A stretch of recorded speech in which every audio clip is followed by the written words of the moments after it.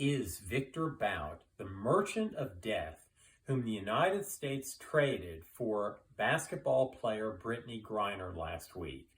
Viktor Bout has been around for many decades, and what he basically is he's an arms smuggler.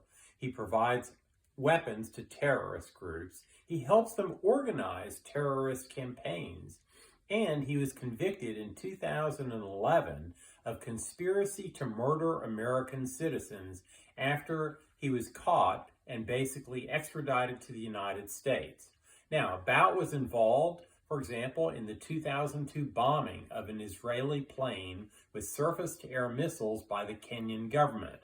He was involved with Colombian FARC rebels. He was involved with Hezbollah, the Taliban. He was involved with Al-Qaeda. Now, what we're seeing is a very dangerous man who has been released back to his home country of Russia.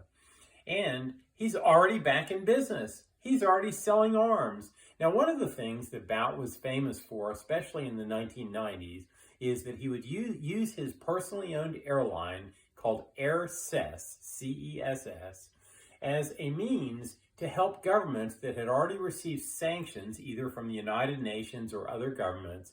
He would help those governments get around the sanctions by supplying them with food, with weapons, with other economic assistance in order to circumvent any of the sanctions that the United Nations or other countries had imposed on them. Bout is very clearly a dangerous man. He's a close ally of Vladimir Putin of Russia. He's a close ally of the Taliban government in Afghanistan. And that's who the United States decided to release in return for a basketball player.